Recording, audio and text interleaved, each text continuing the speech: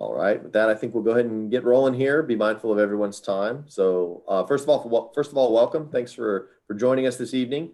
We're excited to bring this to you. My name is Kyle Holland, Vice President here at AGC Houston. So first of all, happy Women in Construction Week. Special shout out to all the ladies in construction. We appreciate everything you do and want to recognize you for that. Quick plug here, be sure to check out AGC Houston's social media platforms and like and share our videos from all our member companies celebrating the week. So we've got some really neat videos from all the job sites across the city and from our members giving a special shout out to the women in construction this week. So be sure to check that out. The purpose of today's event is to highlight women veterans in construction and to introduce you to a really wonderful organization, Grace After Fire. Grace After Fire is a nonprofit organization that provides peer-to-peer support, wellness programs, and transitional services to women veterans after wearing the uniform. Big thanks to our sponsors this evening, Marek Brothers Systems, Peckar Abramson, and TDIndustries. So thank you for your support and sponsorship. So a little bit about this evening's program. We've got 3 moderators who I'll introduce in a second, and then they will introduce our panelists, all women veterans in the construction industry. So you'll get to hear from them. We're going to be asking them a series of questions to get their feedback, encouragement for everybody else out there, and kind of answer any questions you all might have. So please use the Q&A function in the chat to get those questions in so that our moderators can distribute those to the panelists. And then we'll take it away. So first of our moderators is Kim Mason. She's the Senior Director of Safety Services here at AGC Houston and our staff liaison to our Vets in Construction group. She has 27 years of safety experience across general, industrial, and construction sectors. And her preferred area of focus is worker wellness and industrial hygiene. She's the Senior Director of Safety Services with AGC and has been since 2014. Mia Williams joins us as a former Navy veteran, President and CEO of Grace After Fire. She comes from a military family, and in the United States Navy, she served as a petty officer 2nd class for over 6 years. She credits the military with shaping the values she continues to live by today: honor, courage, and commitment. One of Mia's passions is writing. She considers it a gift to tell a story, to encourage others, and to inspire. And our final moderator is Tana Plescher, U.S. Navy veteran, Program Director for Grace After Fire. Tana, as a Navy veteran, served in Operation Enduring Freedom and Operation Iraqi Freedom, and she's a single mother of 2 young adults. She served as hospital corpsman and provided emergency life-saving care to those severely injured in combat during Operation Iraqi Freedom, ultimately playing a small role in bringing America's heroes home. She continues to serve the veteran community today as Program Director of Grace After Fire. So with that, I'll turn it over to Kim to introduce our panelists. Good evening, everybody, and I'm really excited about this panel. We, as Kyle mentioned, I work with the AGC Houston Vets in Construction, and to be real honest, we do not get to hear from our female veterans very often. We honestly just don't run into that many. So that said, we want to highlight our panelists tonight and just a really awesome group of ladies. So first off, we have Jen Baker, Senior Project Manager and Team Lead, Jones Lang LaSalle. Jen was with the United States Army 82nd Airborne Division. So Jen, I'm going to let you take it away and tell us a little bit about yourself. Thank you, Kim. Hi, everybody. I'm happy to be here with you guys. So as Kim mentioned, I was in the 82nd Airborne Division. I spent 6.5 years, all of it with the 82nd in North Carolina. I deployed twice while there, 15 months to Southern Iraq. Actually had 2 birthdays there. And 12 months into Southern Afghanistan. I was a platoon sergeant in charge of various MOSs while in the military, senior rated jump master. I was inducted into the Sergeant Audie Murphy Club, and I worked with Los Angeles SWAT on my last deployment to develop a training program for the first female Afghan National Police in the history of the province. After completing the military, I went back to college, so I was enlisted, completed the military, finished SMU for my undergrad in Dallas, and then I went to Los Angeles and completed my MBA at University of Southern California. Great, thanks, Jen. Next up, we have Jennifer Wyman, Senior Job Cost Analyst with TDIndustries. Jennifer currently supports their Arizona and Dallas business units. And Jennifer served in the United States Army. So Jennifer, we'd like to hear about you. Hi, I served in the United States Army from 2001 to 2004. I was in the 83rd Chemical Battalion. Did one tour in Iraq during Operation Freedom. Since then, I went to college and got my bachelor's in science for accounting, and I've been with TDIndustries ever since. Okay, great. Thank you. Welcome.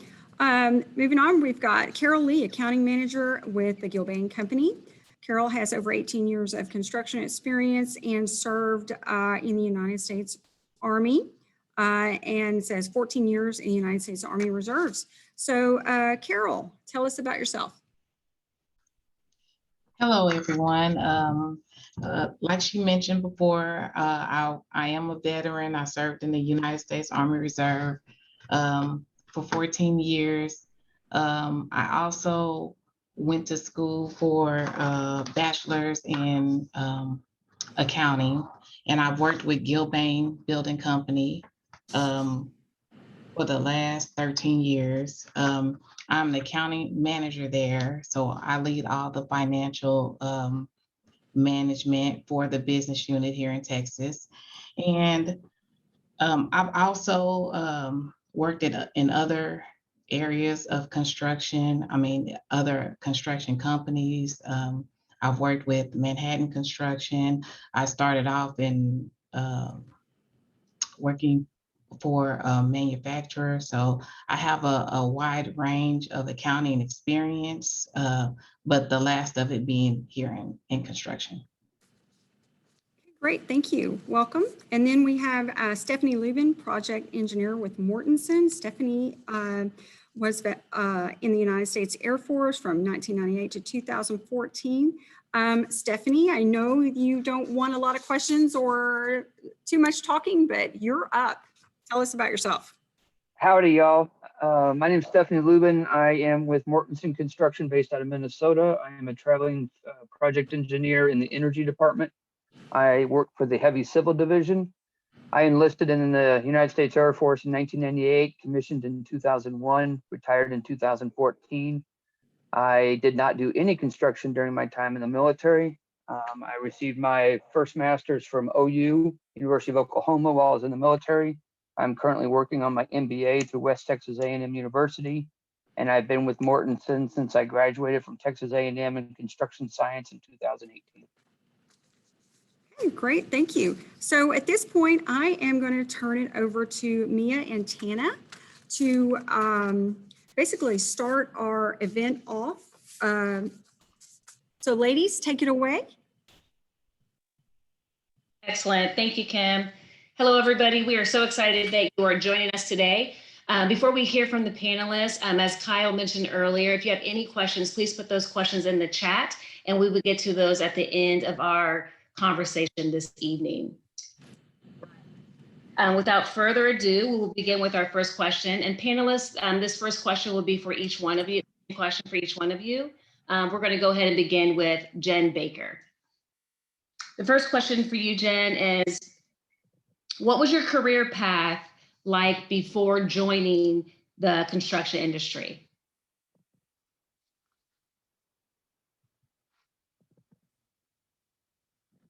So for me, as odd as this may sound, before joining the construction industry, I didn't really have a civilian career path.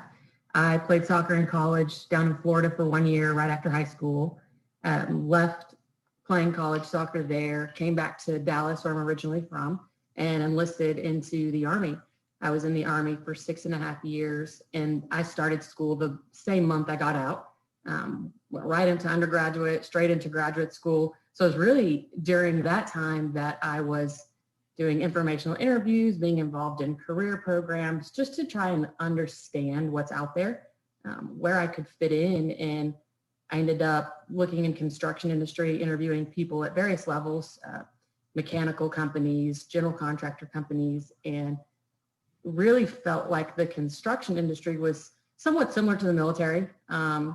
You have a project manager working with superintendent, which to me is kind of like an officer, a platoon leader, maybe working with a platoon sergeant. They have different responsibilities. Neither are experts in the same thing, but you work together to accomplish the same mission. So that really kind of drew me into looking into joining construction industry. Excellent. Thank you, Jen. All right, Stephanie, same question. What kind of led you to getting in construction? Well, before I started at Texas A&M, after I retired from the military, I did 22 years of public service. I was in law enforcement, probation, and military. So I had no understanding of construction. But when I got to A&M and sat down with the Veterans Resource Center and the counselors, we kind of looked at what my mindset was. And just like Ms. Baker just said, construction is very much detail-oriented, task-oriented, working with others. And we felt like that would probably be the best degree for me to pursue. So that's how I got into construction, was going to A&M and then getting into Mortenson. Excellent. Thank you, Stephanie. Jennifer? Wyman? I also didn't have a career path. I got out of the Army and I was looking for a job, and it just kind of fell into it as a temp, working for the Arizona Cardinal Stadium as it was being built. And next thing I know, I fell in love. It's very similar to the military, like everyone else is saying, you know, a team, group effort, but we all have our own responsibilities. And I just fell in love with the way it worked and the dynamics. Mm-hmm. Thank you. Kerrell? Okay, so oddly enough, I did have a career path prior to joining construction. I always knew that I wanted to work in accounting. I was actively pursuing a bachelor's degree in accounting before I started in construction. And oddly enough, my time in the Army has attributed to that. I mean, basically, I went into the Army Reserve so that I could get money for school, where I was already pursuing a degree in accounting. So I did have a career path. I just had no idea that it would lead me to construction. Thank you. Tamara?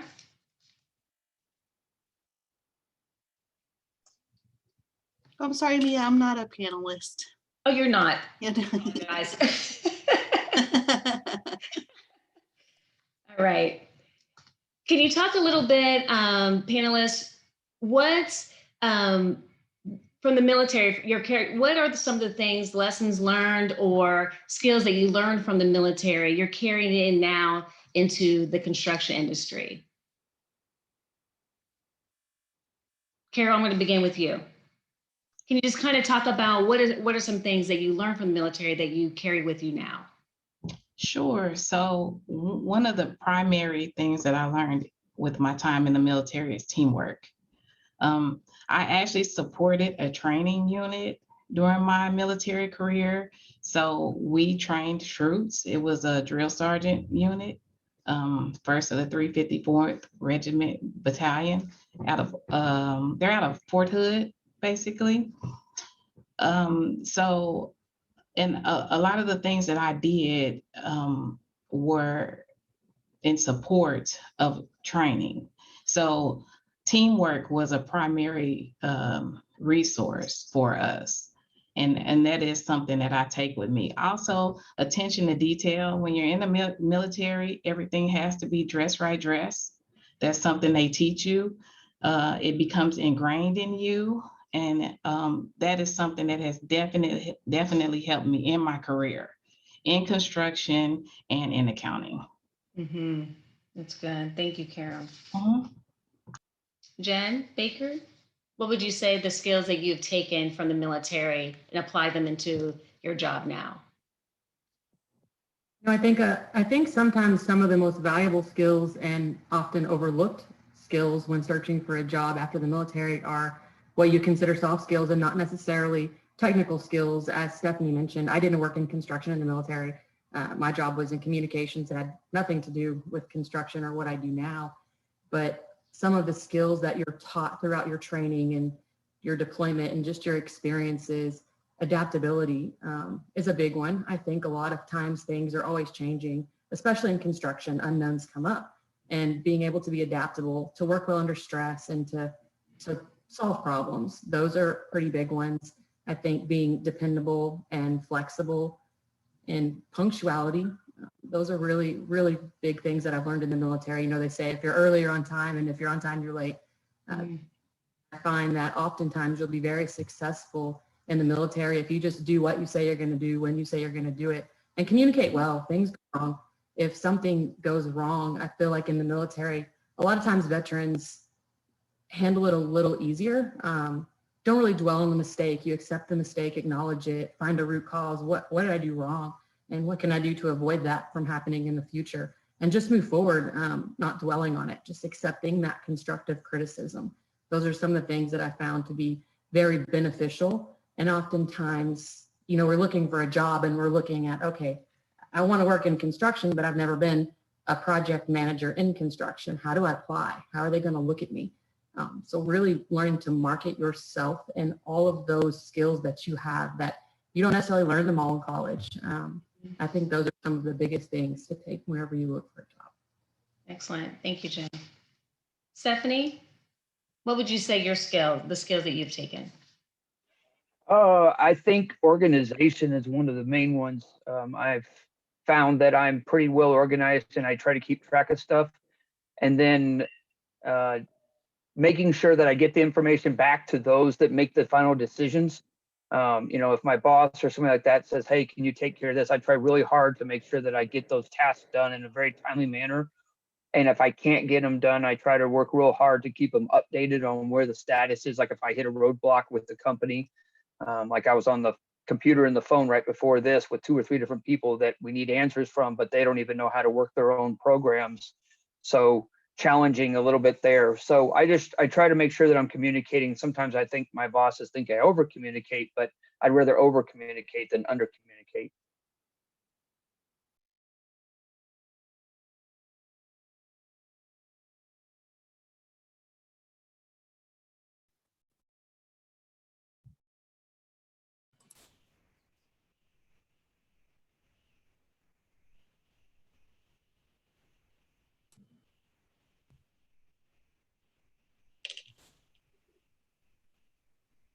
Are we frozen? No, okay.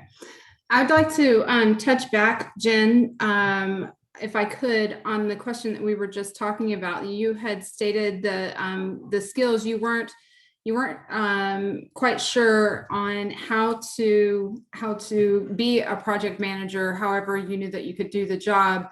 You just had to learn how to market your skills. So how did you know that if the skills that you knew you had, how did you know they were transferable, or did you know they were transferable? And then what did you do to make those connections?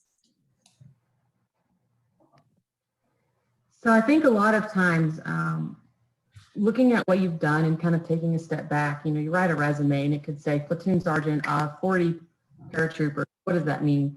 Take that, you know, just reword it where it makes a little more sense to a civilian reading a resume. They see all these great things. They see awards. I find oftentimes awards are kind of irrelevant. They're great, but they don't really mean much when people read them. So take, you know, I was a manager of X amount of people, you know, direct report, supervising, or if you create a training program, instead of, you know, creating a safety manual for jumping out of airplanes, you might put, you know, training involving safety for X, Y, and Z resulting in, you know, 0 injuries. Or if you're supply, for example, supply could be in charge of, you know, $4 million of equipment. So you want to put that and quantify it. What does that look like? You're showing you're responsible for something, the quantity of what you're responsible for, and that you didn't lose the military money. Because the military will come after you for money if you've lost supplies and you've signed for them. So just rewording. And I found when I was in college, there was career programs that helped us kind of translate our resumes. And the biggest thing I'd say is write it, rewrite it, review it, and just keep coming back. And you often feel like, you know, I've almost taken it out where it doesn't show what I did in the military. So it feels kind of counterintuitive. You want to talk about what you did in the military, but organizing, you know, Project management is the ability, can you communicate? Can you organize things? Can you keep people on track and on schedule? And in the military, everybody does that at some level, whether they're just, a private, a platoon leader, a platoon sergeant, a squad leader, and it's understanding how you can break that down. Even when I was going for my PMP, it's kind of weird. You think project management, we think construction or IT, but in my class, they were saying, did you ever organize a birthday party? Well, you've managed a project, you coordinated different vendors, things like that. So really just taking a step back and almost thinking too simple. Mhm. Those are really big things that helped me, I feel like. Excellent, excellent. What about you, Jennifer Weinman? Because you're a cost analyst, so how did you feel about that that transition into the construction field? So I did a complete transition from Army to civilian. I was a cook. Oh, okay. So yeah. Yeah, I had no intention or no thought of going into construction, even accounting. I did the GI Bill and I was going to go to school and find my career. And then the temp agency came and I fell into it and just started learning the industry and the different positions that were available and fell into it. But using what I did learn from the military, being organized and just being confident in what you've learned and how you can manage different things and working with different people, the teamwork and stuff. Being a cook, I had to work with over 200 people in 1 hour. Mhm. So that was the big thing. Before that, I was a young kid that was a little all over the place. So I just learned how to be more responsible and confident and organized and how to work with people productively. Mm-hmm. That's awesome. That's amazing. And you talked about working with 200 people, in the Army. So what about working on the civilian side in construction? How do you feel about that fellowship now? Do you find a sense of camaraderie with your new team in construction? I have never worked for someone or a team as great as I do now. Everyone is so friendly, very family orientated. I mean, they always accepted me with open arms and have shown me the ropes and taught me so much that I wouldn't be where I am today without them. So I absolutely love working with all the different people, and I get the opportunity of always working with new people as the different teams change from job to job, for project to project. Excellent, excellent. What about you, Kerrell? Do you find the same sense of camaraderie? Actually, I do. When I first started in construction, I was on projects. So I was basically a project accountant. And like Jennifer, I would go to different projects. One project's over, you get a new project team for the next project. We didn't stay with the same teams. And what I always found was that we were like a family out on a project. We took care of each other. We looked out for each other. And it was just, it actually was like one of the best jobs I had. I said, I never understood that I could enjoy being at work so much. Mm-hmm. So the camaraderie on the job site is awesome. That's amazing. That's amazing. And do you feel, or have you found other women veterans in the industry? Or have you found other sister veterans, just kind of as you've gone along? Honestly, I haven't. I know very few actually veterans within the organization that work for the company I work for. They're out there, but they're mostly silent. They don't speak up. They don't stand up. They don't always tell you, that they have military service. And I have actually not come across any women veterans on any of my job sites, any of my project teams. And how are the experiences for you other ladies?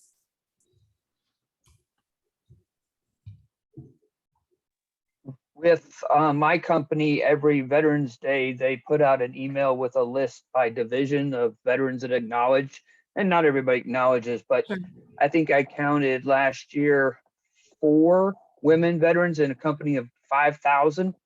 And I'm only one of like 5 or 6 veterans in my division, but no females. So, I'll say howdy to somebody like that. If they're a veteran, we'll talk and maybe shoot the bull a little bit, but it's not something that's really brought up much. I mean, the company supports and acknowledges, but it's not part of, I guess, the job to an extent.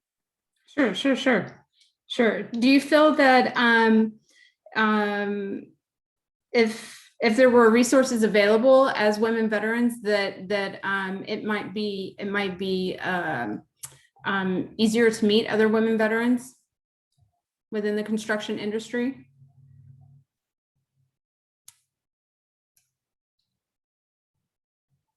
It's okay, you don't have to answer. Oh, sorry, I didn't realize you were talking to me. My bad. Oh, it's up for anybody. It's up for anybody. I don't know if that's.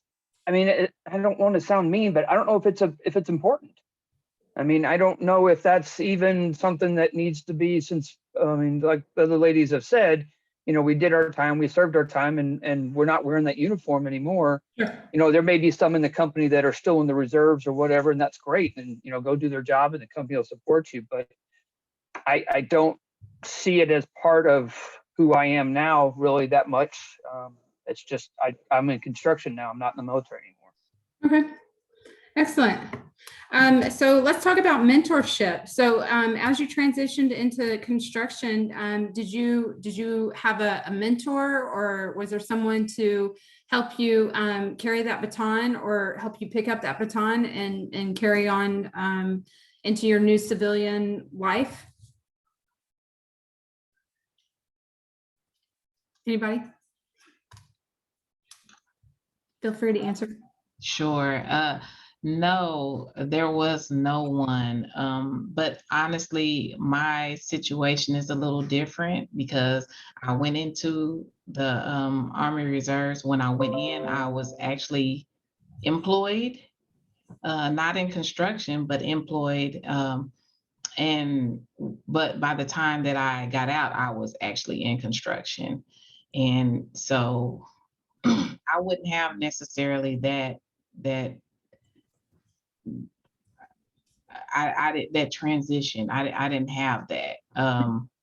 But the funny thing is that the way I got into construction was actually through a friend that worked for a company that was owned by owners of a construction company. And she worked in HR, and she basically came to me and said, hey, there's openings at this construction company, and it's basically accounting. Have you ever thought about going into construction accounting? And my first response was no. I thought construction was just the people work out on the roads, mm-hmm. Right? So when you say construction, that's the first thing that people think. Right. I didn't have any knowledge of a construction manager. You always think the people in the field are the whole component of construction, but you never think about the people who manage those trades. And so I just took a leap of faith, and it just happened to be a very good leap of faith. That's excellent. And that brings up a very good topic of, there's a lot of, other fields. There's the field of construction is so vast, and that there's so much opportunity out there for our sisters in arms to get involved in construction that they may not recognize firsthand right off the bat, because our brain directly goes to that foreman on the street, or on a building job, or whatever it is, but there's so many behind the scenes jobs that go into what leads up to that actual job, before it even gets to that part. So that's an excellent point. Thank you, Kerrell. Yeah. And can I say too that I feel like my time in the military did help with my construction experience, because I was a 92 Yankee, which is a unit supply specialist. So basically, any supplies that were needed for the unit, I was in charge of. And it went from weapons down to vehicles to just uniforms, whatever's needed for the unit. And when I see the functions in construction, I mean, to me, they can be so similar, but people just don't put these things together. And from a military perspective, we all know our supplies have to be there before we can get there. We know how that is. That's very important. And then once we get there, we need more supplies to follow us. That's right. That's right. And tracking them is important because I didn't want to pay for anything. Right? Because then we need accounting. That's right. Excellent. What currently, and feel free anybody to answer this, what do you currently do to stay connected to other women veterans for camaraderie, mentorship, peer-to-peer support? And if you don't, that's fine too. But if you do, how do you do that and why? And if you don't, that's fine. Maybe you could say, why not, just for our audience.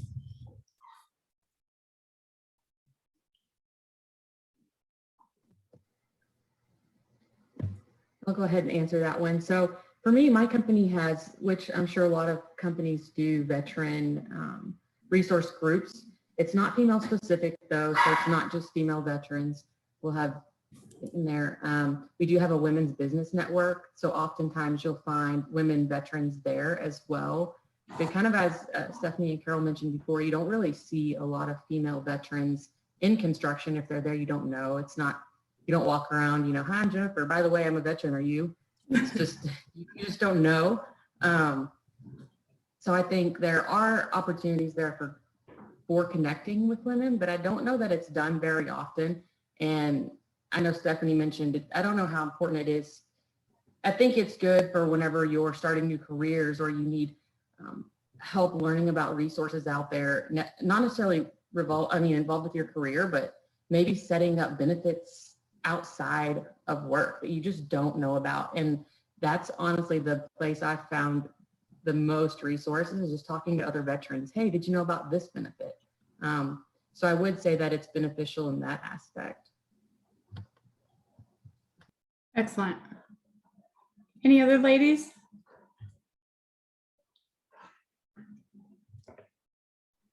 So given that that insight, Jennifer, thank you so much Jen, thank you so much for that. There are a wide variety of resources out there, and we can set those types of things up.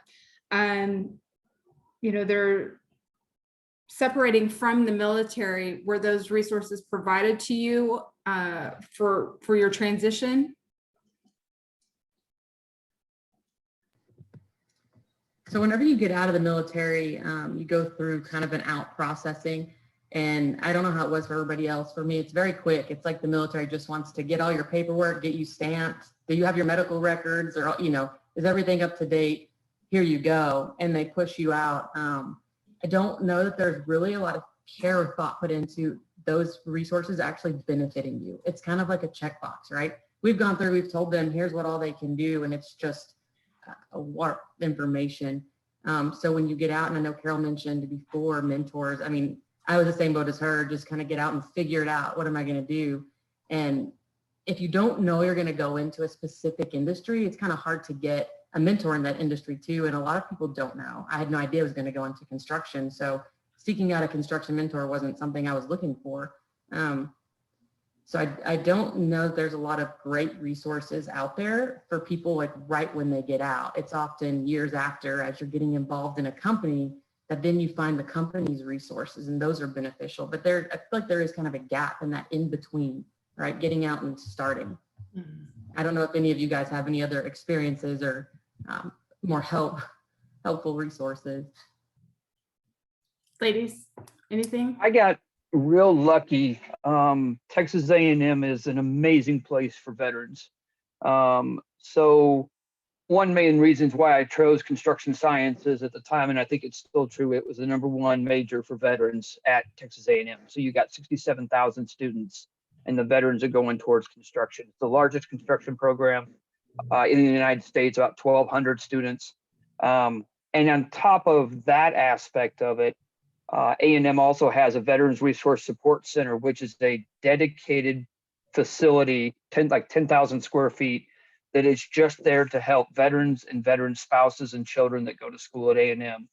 And then on top of that, there's also the Veterans Financial Office too. So they have 2 dedicated counselors just for admissions for veterans at A&M. In addition to that, the VA also has offices there too. So that was my go-to, because like Ms. Baker said, TAPS, that was the transition program, what we called in the Air Force, was horrible. I mean, it didn't teach me anything. And getting out, I didn't know anything about how to even get my disability ratings or do any of that stuff. But by going to A&M and working with the colonel and them and the sergeant major and stuff at that program and getting those contacts and then meeting all those veterans in the construction science program was a huge help. In fact, I've been on the phone with the VA so many times these last few weeks, but I still deal with VA back at A&M and in College Station because of the support that I get back there. And I know that if I need more help, I can always reach back to A&M and somebody will get me in the right direction. But the veteran aspect and the construction science program is what got me into what I'm doing now. But I think I get most of my information from that aspect. I don't deal with anybody in our company with the veteran side, especially ladies. And the fact that I'm on the ground with steel-toed boots and I'm moving from place to place, state to state, I don't have that set group of people that I see every day, because like that's what the lady said, I switch. Every time I switch projects, I switch people. Mm-hmm. So it sounds like you have a good camaraderie base system with A&M, with your A&M team, and ultimately with your company team, as a foundational team, but with your foundational A&M team as well. Oh yes, and there's a young lady that's in the chat right now that I actually graduated with. Thank you for reminding me, Laura. But she was in the same program, and she may not be a veteran, but the support that I know that she can still go back and talk to our professors and stuff at A&M, and the department head is a retired lieutenant colonel in the United States Air Force. We've got that back there, and if we need somebody to help us move through, we can do that. Mr. Holland knows about it because he went and interviewed me a couple times. So there is that, and I think that's helpful to have those times. And I know that not everybody gets that opportunity, but those of us that are Aggies, we're very blessed to have that. Excellent. Jennifer, what about you? What leads you towards your success? I mean, I didn't have any mentorship either. Like everyone else is saying, it's you checked your boxes to get out, clear, and you're gone.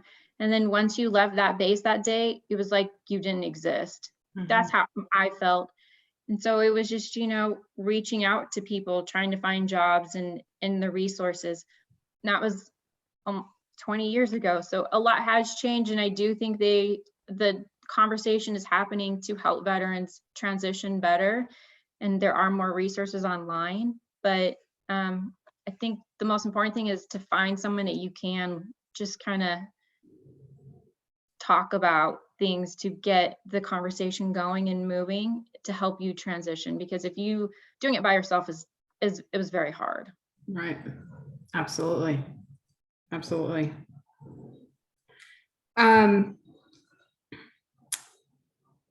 Let's see. Do you feel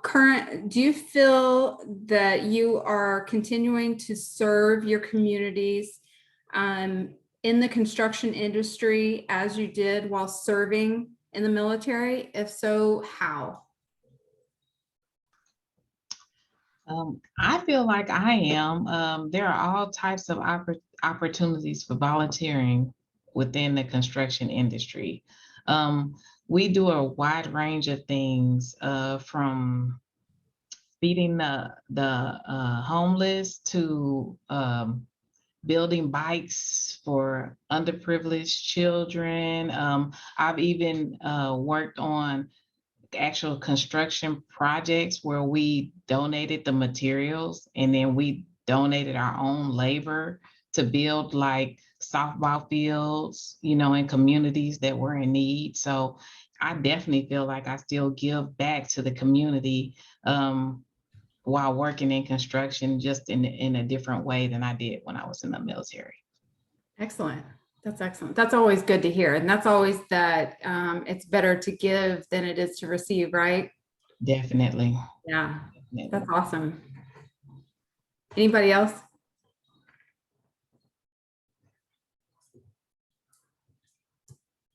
All right. What advice would you give a newly separated sister veteran about employment in the construction industry?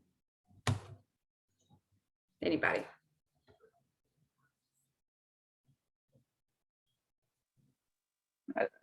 I think somebody said earlier, and I don't remember which lady said it, but it's not all boots on ground. Mm-hmm. It's not all steel-toed boots, hard hat, vest, PPE every day. There are so many opportunities, and the ladies here, as you can see, have a variety of positions that they hold that military tasks, military skill sets can fulfill. And if we can get away from that, what's the word I want to use? Somebody said earlier, it's always the guy on the highway with the sign, where it's a guy with the jackhammer. And that's not what it is. There's, like you said, there's so much that has to happen before I can go dig a hole in the ground. And I think that's important for them to know, because it's part of a team, and that team has a bigger picture. So they may be a member of an estimating team, but that estimating team is what's going to make this project move. And it's what's going to happen. And they don't have to move from place to place like I do. They can be set in one location and do what they do, and maybe have a chance to go out and see a project. But there are just so many more opportunities in construction than what I think a lot of people think are actually there. Absolutely. Anybody else want to add to that? Yeah, sorry. I would say kind of the thing is Stephani said, opportunities out there. Don't be afraid to go to a company, not even if you're not even sure you want to be in construction. I actually started working with TDIndustries. I was an intern. I did a marketing internship. I was at TD for 4 years. So I did a marketing internship, and I kind of cold called different unit leaders and asked for 30 minutes of their time. Hey, what do you do? What does your business do? How do you fit into TD, and how'd you get where you are? So I could understand their career path and see what fit me, because companies have various business units in construction, and they all do very different things. It could be service, could be new major construction, special projects, multifamily type things. And what you do as a project manager or even accounting in those is going to be very, very different. And to remember that an internship doesn't mean you're going to work there forever. A job doesn't mean you're going to work there forever. Go there, learn what people do, just get the experience. And maybe you realize, hey, I don't want to be in this type of construction, but at least you know. I think it's better to know than to not try and to not know. And remember, career path isn't always, you can move. I started at TD marketing. I worked in kind of a one-off group there in the semiconductor industry doing clean piping. So that was very different. Then I moved over. Now I'm in the owner side. So an owner's rep level. It's kind of a higher level, bigger management style. I don't go to a project site every day. There's just very, very different opportunities ways. So don't be afraid to try one and end up. I could have ended up for. Excellent. And that's good to know. That's good for our ladies to know, because, to see so many different views of, Stephani, you're on a site and you travel from here to there. And Jennifer, you've been, Jen Baker, you've been an intern, and then you kind of traversed and, moved to different kind of sections. And Kerrell, you're in accounting, and then, Jennifer Weinman, you went from a cook to accounting, so, there's, it's always very good to see these different aspects and these different views, because that in and of itself shows our ladies that there is so much within the construction industry, just like we've been telling, the audience the whole time, that, this is what there is so much to offer in construction for our ladies, so that's amazing. And those are amazing points to point out. So thank you so much. Can you describe what it's like as a woman to be part of a team in the construction industry? I know we've talked, we've touched on this throughout several different questions, but can you just touch on what it's like to be a woman in the construction industry? We are from our point of view, on our page that we see here, pretty much the majority of us on this page, we're all women. So I don't know what the audience sees on their side, but can y'all just share what it's like to be a woman in the construction industry?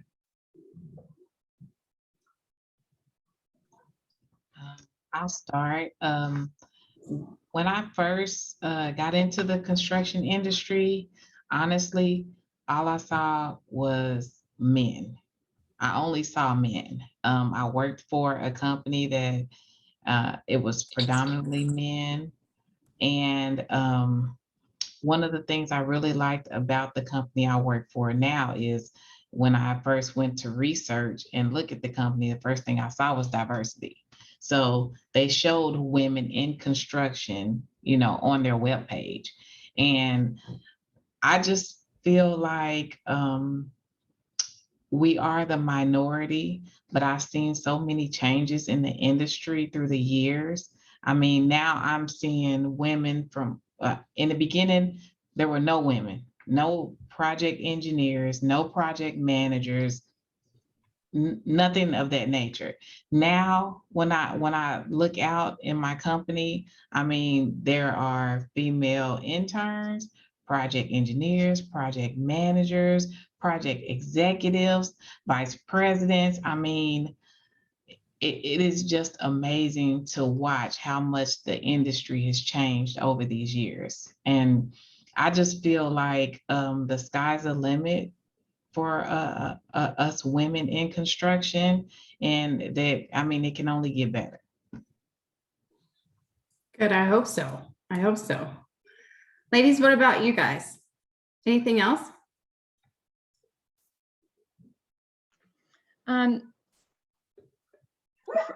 I think working with I did the same. I looked and I just saw honestly white male dominated company, and it was very intimidating.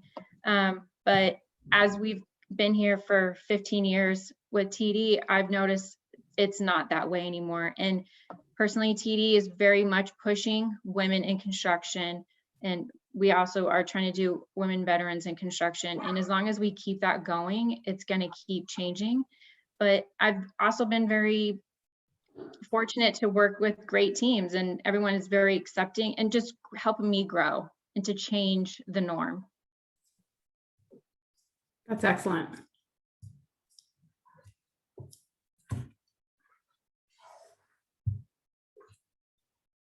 Jen, Stephanie, y'all want to add anything to that, or?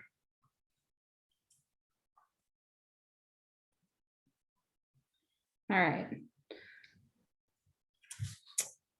I did want to, let's see, I did want to go back to a question regarding resources that Stephanie had touched on earlier. That you had mentioned, Stephanie, that you had taken off the uniform, and you're not in the military anymore, so you don't really reference that side of yourself anymore as a veteran, so it just doesn't come up anymore. So do you feel that there is a stigma or any shame associated with identifying as a woman veteran? If so, what can be done to change that? Or is that even a factor? Oh, I don't think it's a factor at all. I mean, you know, like I said, people are very kind. If they find I'm a veteran, they thank me for my service. I don't think it's really that relevant in the construction industry. I'm not working on a government project. I'm not working, you know, for a government company anymore. I'm working for a private organization. And that's been one of the biggest challenges, is taking that mindset from the military and going to civilian, because I hadn't had a civilian job since I was a little kid, you know, a teenager. But no, I don't think it's bad. The funny thing actually for me is it wasn't me being a veteran, it was me being an old fart coming into the industry, because I retired and I went back to school in my mid 40s. And so here I am, I'm starting out as an intern and then as a brand new field engineer, twice as old as most of my peers. In fact, some of them more than twice. But that's actually been my hard challenge, has been my age. And the fact that I'm older than my project executive, I'm older than my project manager, I'm older than all my fellow engineers.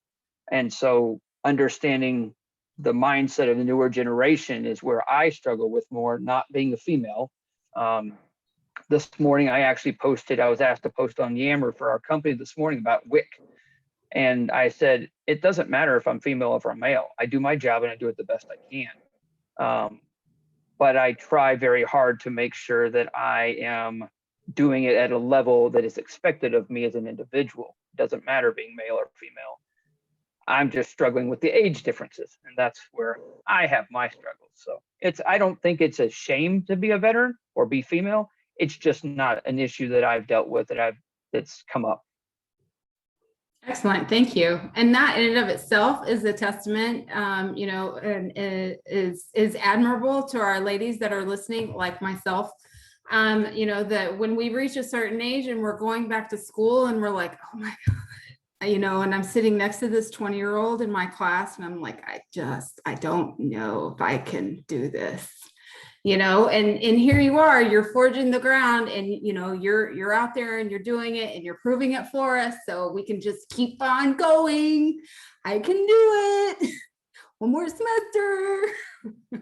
So thank you for doing that. Thank you for doing that. And thank you for sharing your story and letting us know that, you know, it is, yes, it is. We can still do it. It's still possible.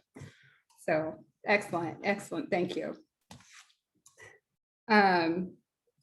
All right, so we seem to be having I don't know if it's in our area or whatever, but I was having difficulty. Mia seems to be having difficulty. My power went out randomly. I think Mia's went out as well.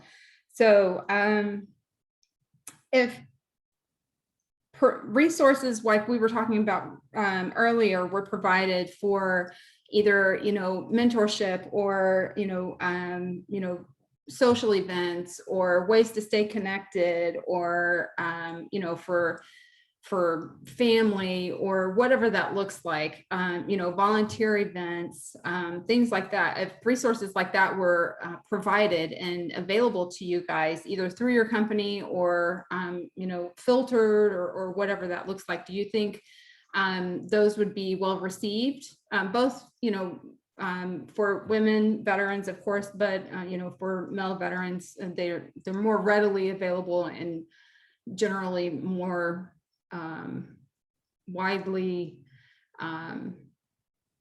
marketed, I guess. But what are y'all's thoughts on that?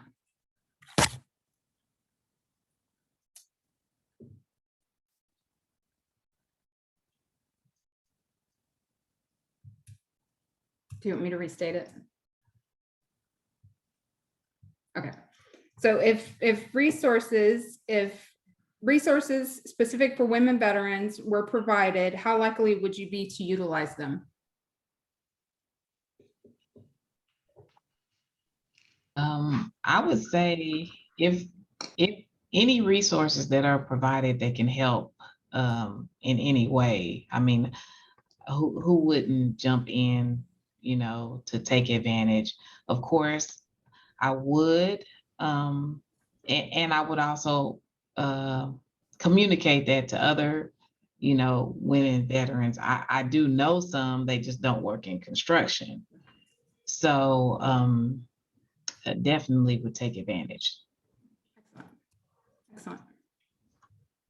Any other ladies? Any comments? If there was resources, I mean, I would definitely have taken advantage of them and still would if it's going to help me better my life, whether it's career or personal. I mean, who wouldn't take advantage of an opportunity that's going to better anything in your life? Right. Excellent. Very true. Very true. Let's see. What suggestions would you provide to employers looking to hire women veterans?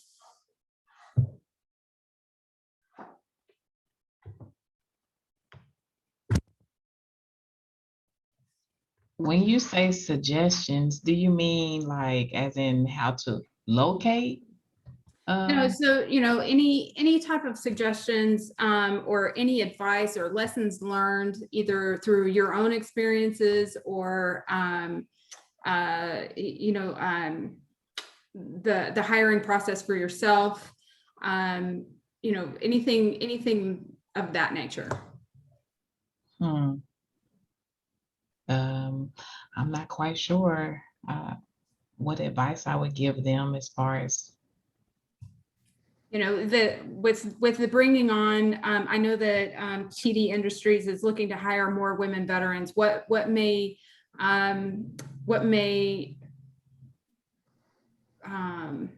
facilitate that to bring in more women veterans?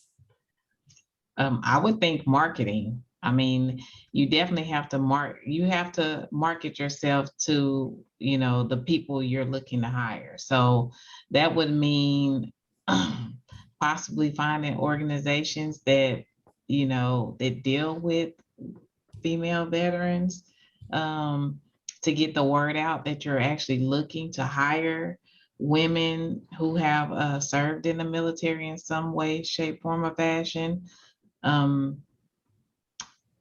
A show of, the diversity in your group, in your organization. I mean, generally, people like to go to places where people look like them and people they're around. The military is diverse, right? So you get every type of person, you get every race, you get every culture. So if you want to attract those type of people, I would think it would be a good idea to market yourself as an organization that wants that type of diversity. I think that would definitely, also the skill set, you have to let people know that you want people that can take on leadership roles, people who can work collectively in a team, people with great organizational skills, because all of that comes from the military. I mean, they tell us when to get up, when to sleep, when to eat, So basically, a person that can conform in that manner, operate in that manner, and then use those skills in the civilian world. Like you have to market your company to let people know that you're looking for those individuals. Thank you. Very good point. I have a couple of things that might be able to tag on. I think one thing that'd be beneficial is a lot of people go to the military, kind of like Kerrell mentioned, to get college paid for. So some people getting out of the military aren't necessarily ready for a career. They're trying to get their education taken care of. So working with colleges, all colleges have recruiting booths and tables set up, going to colleges and connecting with their veteran resource group to let them know you're targeting veterans. I think that would be a very great way to meet veterans. Like Stephani mentioned, SMU had the same thing. There's a Veterans Resource Center probably at every large college, not even large, probably every college. But connecting with them and understanding how can you get your company set up at this recruitment event and connect with veterans that are currently pursuing degrees so you can tell them about your company. Another thing I think that would be beneficial, and when I was at TD, they had talked about bringing somebody on to do this. I don't know if they've done that or if it's common at other companies, but having somebody review resumes of veterans who is a veteran, because I mentioned it's so important to write your resume to where it makes sense. You know, they can see it's great, but this is great, but doesn't really fit my company. They have no experience. But if I'm reading resumes, for example, I may be able to decipher that and say, okay, this person has a lot of great qualities and great experience. They can offer a lot to this company, and they just don't know how to tell us their story. So having somebody read that resume who is a veteran, I think can really help kind of, you're almost helping that veteran too, even if they don't work for you, right? Like, hey, here's what I'm seeing. Maybe you could rewrite some things. So you're coaching them, you're kind of giving back, even if they don't join your company. But I think we miss out on a lot of good candidates because writing a resume is not always easy. It changes constantly, even with graduating college classes. But somebody who's been in the military 10 plus years comes out, they're already kind of a step behind of how the resume has evolved, and now they're trying to translate it. So I think that would be something that'd be very beneficial in helping a company find a veteran and not missing out on somebody. Thank you. Good point. Pam, one thing it's, I don't know if you've watched this, but in the chat that's going on right now, there's a young lady, Miss Avance, it appears, is trying to figure out how does their company get in front of veterans. And a couple of us have suggested there are some amazing job fairs happening before COVID at military installations or in big cities where they could draw a bunch of military installations, like say San Antonio. Now they're online, of course, but we've added a couple websites there where companies can go, and it's veterans, and maybe some spouses too, but it's veterans. So it doesn't matter if it's male or female, they're getting themselves in front of those people, such as Ms. Baker said, that yes, they may be, as Ms. Wyman was, a cook, but that doesn't matter. She managed 200 people and she made sure that her troops were taken care of, and parts were given out, you know, and supplies were done by somebody, and they can help that translation because they're going to these military recruiting and they know what they're looking for in those resumes, like Ms. Baker said, that maybe a company that's not familiar with a larger group of veterans can translate it as well. And it doesn't hurt to have somebody, like she said, look at it. But that's going on in the chat right now, talking about how do these companies get in front of them. And you know what? Not everybody is ready to go to college right out of the military. Not everybody's ready to go for a career.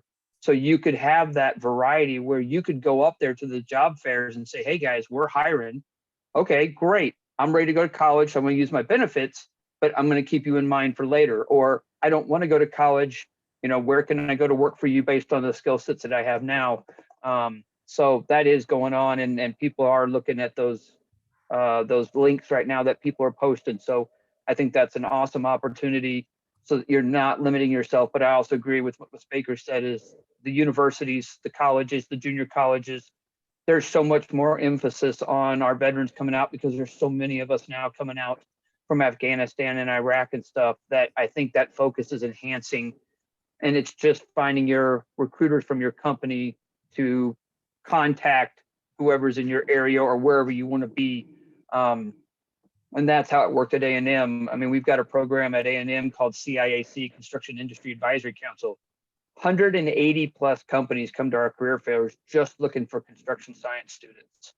Doesn't matter if you're a veteran or not, but they want us and they're there for us and they recruit us. And sometimes we can't even fill all their positions that they want because there's not enough of us. So I think it's getting better, but I think that's what people are asking on the chat right now too. Mm-hmm. Excellent. Yeah, excellent point. Thank you so much, Stephanie, for pointing that out. Also, an excellent organization that we work for, a partner organization that, not that we work for, that we work with, is nextopvets.org. And they work very closely with many of your companies here. And they work with post 9/11 veterans to get them career ready from the military. So, and they go and they'll go through the TAPS class and work with the veterans straight from TAPS and get them right out of the gate and help them get squared away for a career, whether they know what career they want or whether they're going to, you know, transition through school and then go through a career path or what that looks like. But Next Stop Vets, and that link is also in the chat, so anybody listening. And of course, graceafterfire.org for any women veterans out there. I'm going to give a shout out to us. And then, and of course, the successrecruitmilitary.com events/schedule.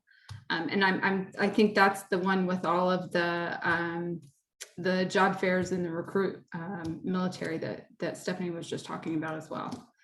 And I have heard of them, and I think they have, like Stephanie was just saying, they have a whole lot in San Antonio and in the Austin region as well. But I know they list them for all over the area, I believe. Excellent. There was another question by Shannon. I'm sorry, I can't see her name. By Shannon, she left in the chat, and it says, have you felt you have a voice in the company? And she's directing that to you ladies on the panel.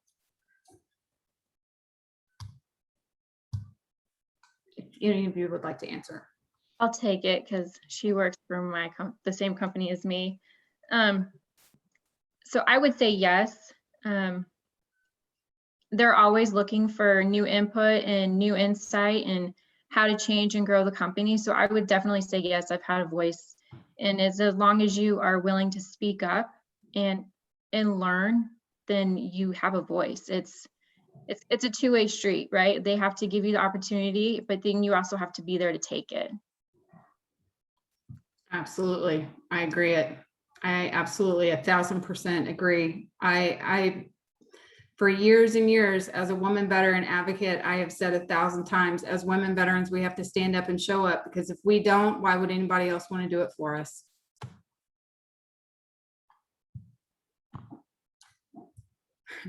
She said, awesome. All right. Well, wonderful. Mia, do you have any additional questions? I have run out of my questions. Okay. I'm not sure all the questions you asked because I had my technical difficulties, but I guess one question I would ask is to all the panelists, what would you say to the audience or to that veteran who's listening, if she was in between transition of jobs, coming out of the military, or get into the civilian sector and looking for the next career? What is 1 or 2, 3 encouraging words would you say to her?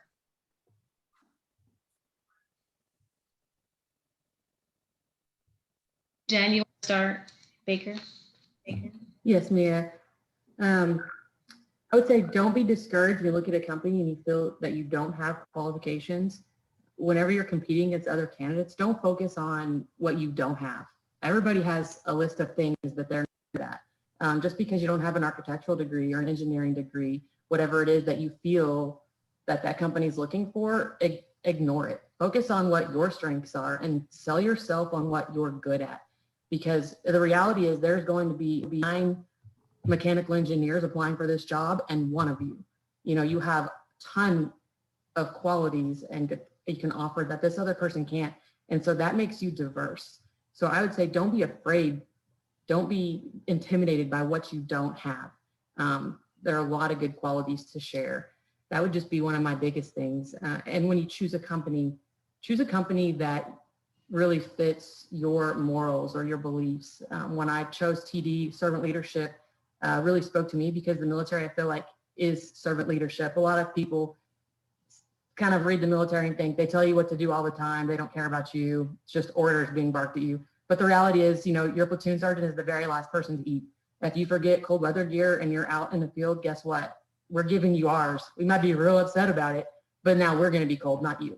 So I feel like it's a servant leadership culture. So look for a company that has something that you want. And even if the job title is not exactly what you want or the salary, don't worry about it, because if you bring what you have and that you're good at, all the rest will follow. Titles will follow, positions will follow, opportunities and pay.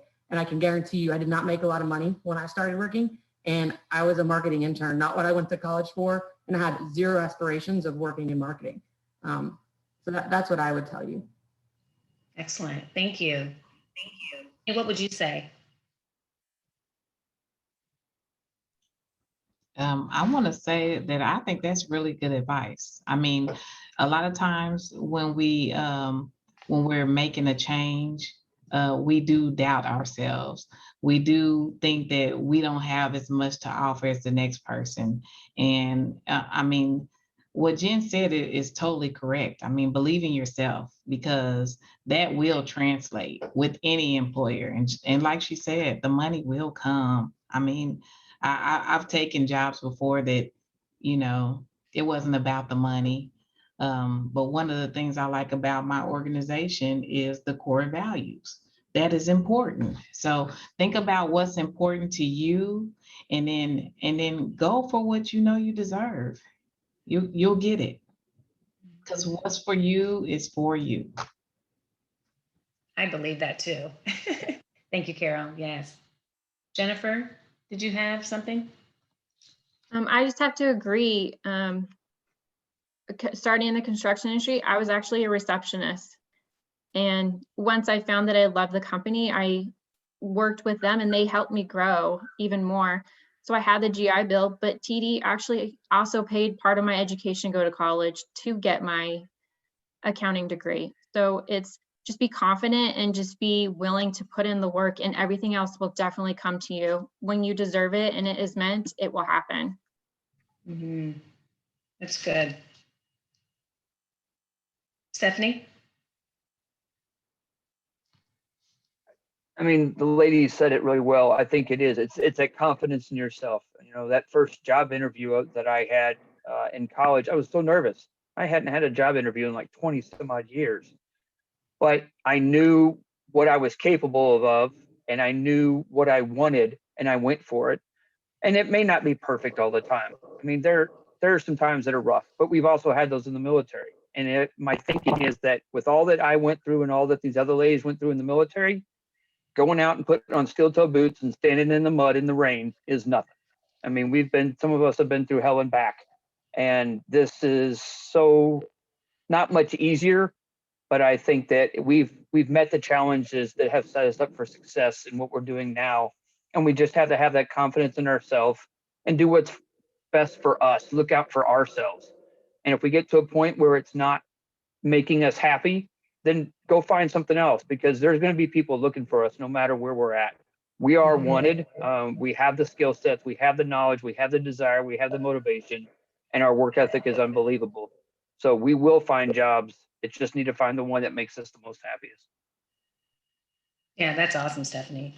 Every one of you, thank you so much for sharing. Is there any other last minute thoughts before we turn it over to Kim to close us out in a few minutes? Any other information or thoughts you want to share that you wish that we would have asked? All right. I don't see any questions. Go ahead, Stephanie. Ma'am, it's not that what you would have asked, but if there's anybody out there, and I would gather the other ladies will say it, if there's anybody that you guys find that wants to ask us questions or holler at us, whatever, please feel free to give my information. I'm not an accountant. I'm not a project manager, but we're here for them. So maybe even just doing this could help maybe open some eyes to some other ladies and have them holler at us just to ask us questions. And that's fine. I'm more than happy to help out any way I can. No, that's awesome, Stephanie. That reminds me of something I always say every day, is that it's impossible for us to do anything by ourselves. And when we have a team of people like we do right here on this webinar to support, anything is possible. So thank you for saying that. All right, any other last thoughts? All right, I don't see anything in the chat. Tana, did you have any other questions before we turn it over to Kim? No, ma'am. All right, thank you. Kim, we're turning it back over to you. Great, thanks so much. So just a couple of things, thanks to everybody who attended and took the time to listen to everyone's story and the challenges and the opportunities that these ladies have found in construction.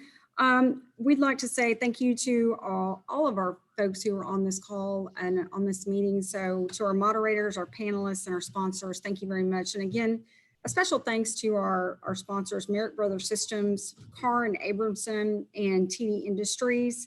again, thank you very much, everybody. And we're looking forward to the next meeting. And thank you so much for offering, especially Stephanie, giving out your, if someone wants to reach you or your email or contact information. I know they might not have a question right now, but maybe if something pops up or if they want to reach out to you, that would be great. So thank you all again, and we will see you on our next meeting. Thanks, everybody. Thank you so much. It was a pleasure.